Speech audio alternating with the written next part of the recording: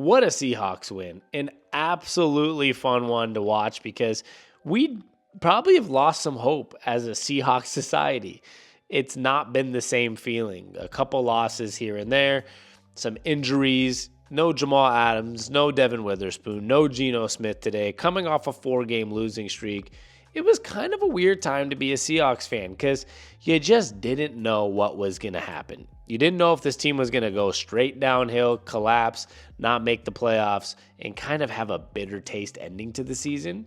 Or if somehow, after this tough stretch against 49ers, Cowboys, 49ers, Eagles, after that tough stretch, were they going to turn it around and have a phenomenal ending to the season and make the playoffs at 9-8 or 10-7? It turns out that there's actually the possibility to have a fun turnaround and a fun ending to the season. The Seahawks go in on Monday Night Football in Seattle against the Eagles. Like I said, no Geno Smith, no Devin Witherspoon, no Jamal Adams, and a team that's a little beat up.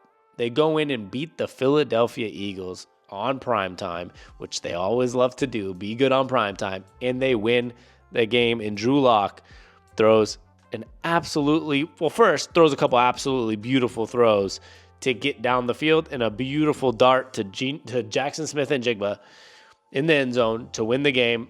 Obviously, the Eagles had a chance, but it was only, 30 seconds on the clock, and they weren't able to convert or do anything in that time. And the Seahawks pull off a win to go 7-7. Now, there's a lot to say about this game.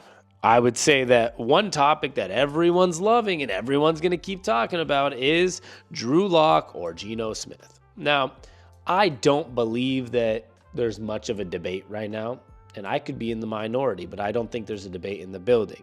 You can check out our podcast, the Sports on Tap Seattle podcast, on YouTube. I'll link it in the description. It's me and my brother. It's part of our @Seattle on Tap brand. You can find that on all platforms. We talked about, is Drew Lock going to be the starter moving forward? George thinks he is. He says, it's definitely a conversation in the building, something they're talking about. I don't think the Seahawks are talking about it in the building. I think it truly was based off of injury for Geno Smith. And because he is hurt, he's not playing. It's that simple. And I don't think he's lost his job over this. But it still brings up the topic of, should that be the case? I'm sure you can tell me in the comments on this YouTube video. I'm sure a lot of you might believe that Drew Lock should be the starter, that he played better. At the end of the second half, the offense looked better.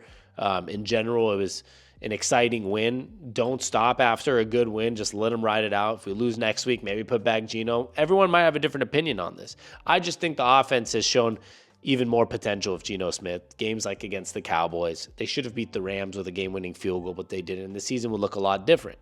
If you won those two games where Geno Smith played well, got us in the right positions, we wouldn't even be talking about this. But at the same time, while I don't think in the building they're talking about it, I do think the fans are going to want to see Drew Lock, or some of the fans will, because of that game-winning drive. Because the Seahawks found a way to be good in the second half, which the offense, I feel like, usually stalls in the second half. So there's a lot to look at there. But at the end of the day, I still believe Geno Smith's going to start next week if he's healthy. On top of that, let's talk about the defense. Now, we know the offense. Like I said, Drew Lock showed up. Jackson Smith-Njigba with the amazing catch at the end of the game. Kenneth Walker's the real topic about the way he broke tackles, the way he won this game for the Seahawks. But that defense also looked awful in the first drive. Gave up points right away. Only gave up 10 points the rest of the game after giving up a touchdown on the first drive. 2 picks by Julian Love on Jalen Hurts. They found a way to be a really good defense the rest of the game. Leonard Williams was in there all the time. He looked great in the run and the pass game. I don't know what his PFF scores are. I don't know what the analytics are. I'm just talking eye test. There was a lot of good on that defense. Julian Love out there was looking good. Leonard Williams was looking good. Tariq Woolen, Michael Jackson, and the corners was an interesting situation because Tariq kept going to the bench and coming back. But overall, in general, the receivers had a nice game. But like I said, they only put up 17 points. So you can give credit to all the corners. You can give credit to everyone on the defense, right? It was weird.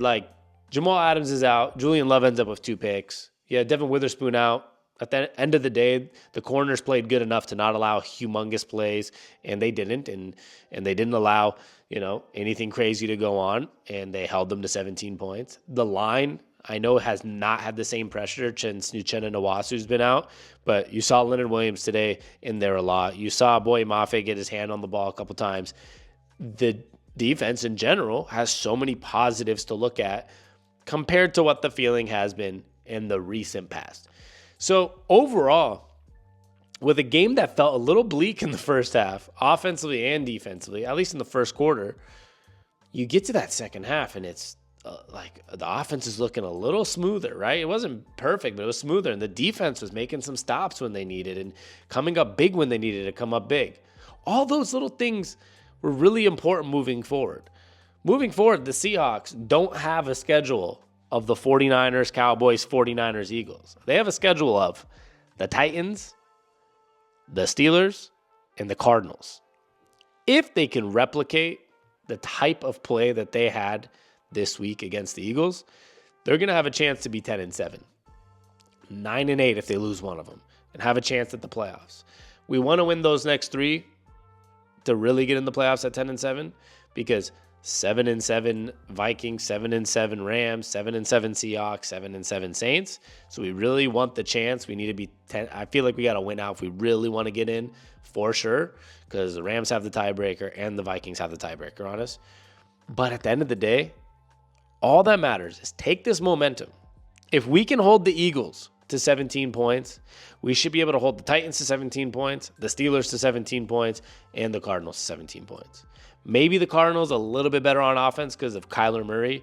It's not Mitch Trubisky. Like Mitch Trubisky's playing next week for the Steelers. Kenny Pickett got benched. Will Levis might be hurt, and it might be Tannehill, might be Levi Levis. I don't know how he even says it. Will Levis. So either way, those next three games, we're not playing Jalen Hurts. We're not playing as good of a team. We should be able to keep that standard up defensively, and offensively, we should be able to do all right. We should be able to have an opportunity where we can go out and do what we did at least today. 20 points, maybe 24 points. And if it's Geno, if it's Drew Lock, whoever it may be, if they can just play good enough while the defense also plays good enough, we're going to have a really good chance. I don't know who's going to be the quarterback. I don't know how the injuries are going to play out. I don't know what's going to happen with Devin Witherspoon or with Geno Smith or Jamal Adams or whoever it may be. And I know a lot of people, I see it in my Twitter comments, they're like, we don't even want Jamal Adams. Cut him. That's a big statement. I'm just saying. That's what I read on the internet. But we need everything we got these last couple weeks. So hopefully we get healthy. We go into these other places and win games, some at home, some on the road, and just make it happen. There's something about these Seahawks teams, Pete Carroll, the vibes. I was saying it last week. It was a little off. We kept feeling almost there. We almost won that game. Lost by 1 to the Rams. Lost by 3 to the Bengals. Lost by 6 to the Cowboys. But in every single game, but somehow not closing it out. Well, this week, we actually turned that around. It's back to that good feelings. Tyler Lockett mentioned it. He's used to working with the Seahawks with miracles, right? We always end up finding a way, win games, but it hasn't happened this year. Finally, we have a game where it feels like the miracle Seahawks situation went down. And went down, that means a good thing, right? It happened. It's going down in a good way. Seahawks win. Good vibes. Drew Lock. I wouldn't mind seeing him again, but I don't think it's a question in the building, but that's just my opinion. I can't wait to see what happens moving forward. We have a real shot now. Titans, Steelers, Cardinals. Go win them. I want to know what you think. How are the Seahawks going to do? Are we winning them all or are we not? Let's go make the playoffs. Let's kick ass. I can't wait. Love y'all. Peace.